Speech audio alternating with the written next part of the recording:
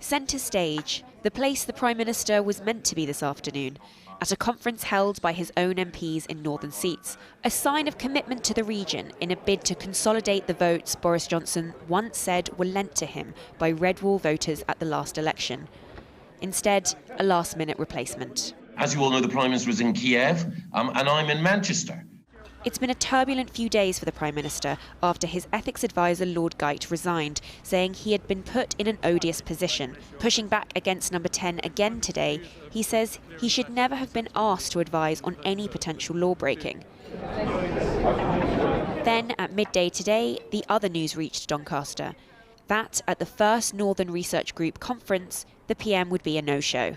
It's disappointing. We were really looking forward to having him here. It's a statement of intent. But the fact is, we had the Chancellor here last night with us. We've got Michael Gove speaking later. So, the government is working with us, listening to the NRG, listening to some of the asks we've made, and hopefully we'll have the PM back next year. He did promise that he was going to be here today. He could go to Ukraine at any time. Are you not concerned about the timings?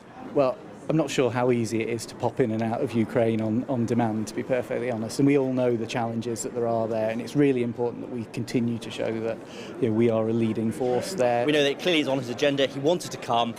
Obviously, events have overcome it, but he really wanted to come and really does care about this area. Instead, he's popped up here. Thank you. Perhaps receiving a warmer welcome in Kiev than in Doncaster, though a day later than other European leaders. And in a further boost to morale in the country, today the European Commission backed EU candidate status for Ukraine.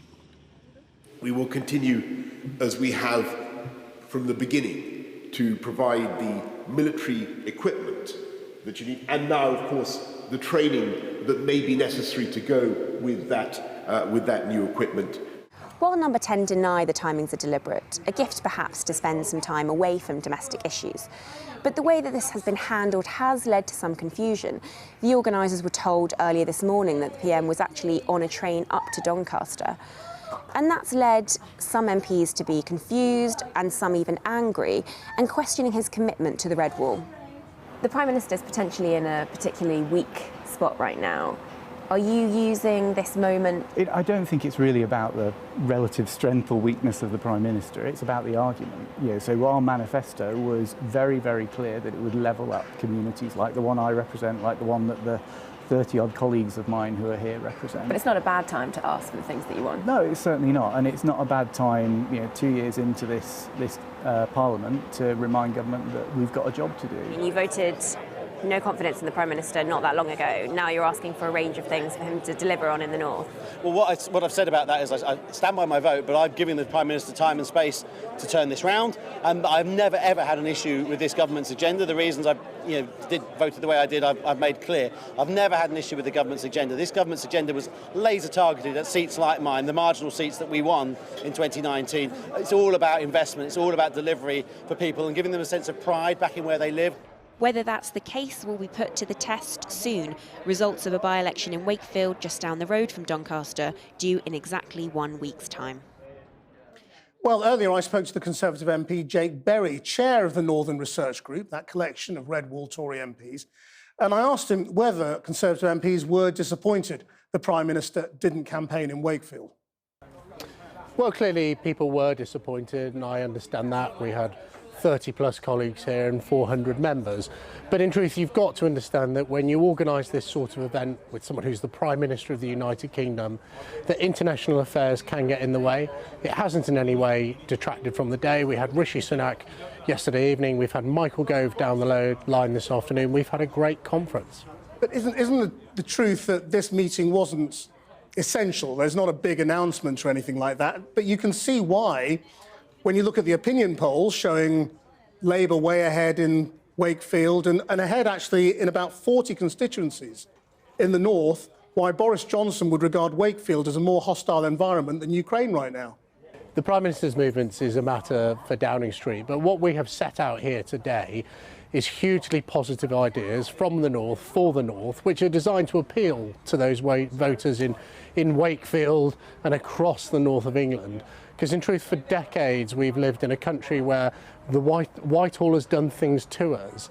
And this is a great opportunity for us to come together and say, how can we drive our economy ourselves? And that's what today's been about. has Boris Johnson had his day when it comes to Northern Appeal? It's over, isn't it?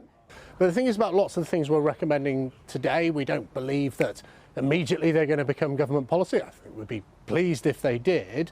But it's about fueling that debate about how here in the north of England we can take back control of our own destiny, not be reliant on a Prime Minister in Whitehall or Kiev or wherever he may be at an individual moment to change our lives. We want to take control of changing them ourselves to some extent. But you're sort of, I mean, it seems almost unconditional, your support for Boris Johnson, and that seems rather surprising, given what voters across those red wall seats are saying. You know, they gave Boris Johnson a chance in 2019, and now a lot of them are really cross. Well, that's what today's conference has been about. It's about ensuring that we can compete with those two tests, as I call it, for levelling up. The window test, you look out your window and things are getting better, and you feel, the second test being, you feel more optimistic than for your family, however that may be configured, than you have ever done so for yourself. That's what will count at the next general election. Whoever the Prime Minister is, whatever is in the Conservative Party manifesto, unless people feel good about what Conservatives are achieving in the north, it's going to be a very difficult election, and I wouldn't run away from that. Right, so do you want Boris Johnson to be leading you into the next election? We've had a leadership election in the Conservative Party. We've got to move on from that now. This conference today is about moving on. It's about levelling up. It's about transforming the lives of the people we represent. But you've been calling for more redistribution from the south to the north, so that the per head spend in the north is much higher. That's going to mean less spend on infrastructure and services in the south. You can't have it both ways and keep both, you know, Liberal Democrat, Remainer sort of leaning Conservatives in the south and Brexiteer, Labour leaning Conservatives in the north.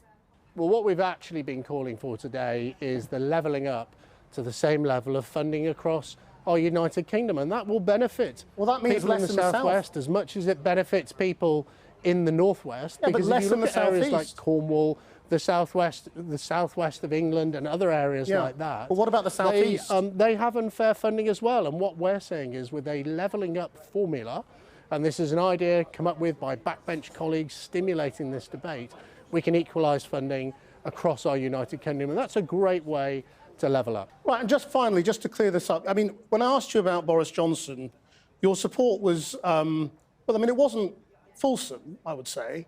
Can we just be clear? Does he have your unconditional support going into the next election? Or is this transactional? Is this dependent on performance?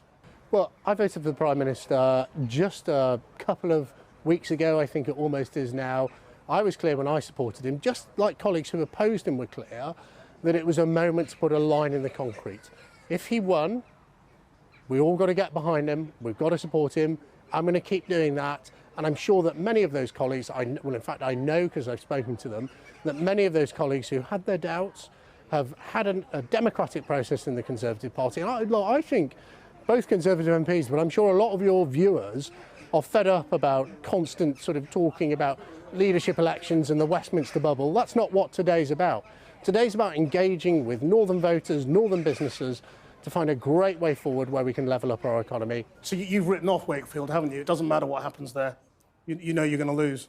Well, I haven't been to Wakefield yet. I'm going on Saturday. I don't get into the business of predicting elections, mainly because I'm terrible at it. Let's see what the voters in Wakefield have to say next week. Jake Berry, thanks very much. Thank you very much.